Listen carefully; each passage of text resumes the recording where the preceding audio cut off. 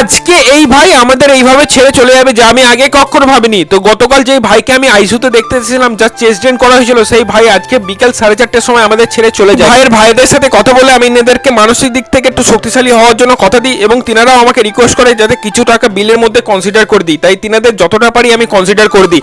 এরপরই আইসিইউতে এসে দেখে নিই এই বাবাকে। এই বাবার গত দুদিনের তুলনায় পেটটা অনেকটাই ফাঁকা হয়ে গেছিল এবং অনেকটা হালকা ছিল, যেটা দেখে আমার খুবই ভালো লাগলো। বাবাকে জিজ্ঞেস করলাম আগের দিনের তুলনায় কেমন আছে, বাবা বললো খুবই ভালো। এরপরে দেখে নিলাম এই বাবাকে। এই বাবা গত দুদিন আগে অ্যাক্সিডেন্ট হয়ে ভোরবেলায় ভর্তি হয়েছিল, দুদিনের তুলনায় আজকে বাবা অনেকটা স্টেবল এবং ঠিকঠাক ভাইটাল মেনটেন করছে। পরে দেখে নিলাম এই বোনকে। এই বোনকে কালার সাপে কামড়েছিল, দুদিনের তুলনায় এই বোন আজকে অনেক সুস্থ এবং অনেক বেটার। এরপরই আমার দেখা হয়ে গেল যে বাবা অ্যাক্সিডেন্ট হয়েছে তিনার ছেলের সাথে। তিনার ছেলে আমাকে রিকোয়েস্ট করলেন দেখেন যতটা তাড়াতাড়ি পারেন বাবাকে কম খরচার মধ্যে সুস্থ করার চেষ্টা করেন। আমিও তিনাকে কথা দিলাম। এরপরই দেখা হয়ে গেল এই দাদার সাথে। এই দাদার বাবার কালকে ডিসচার্জে, তাই উনি আমাকে বলতে এসেছিলেন আপনার হসপিটালের সমস্ত পরিষেবায় ঠিকঠাক, শুধু খাওয়ার দিকটা একটু ধ্যান দেবেন।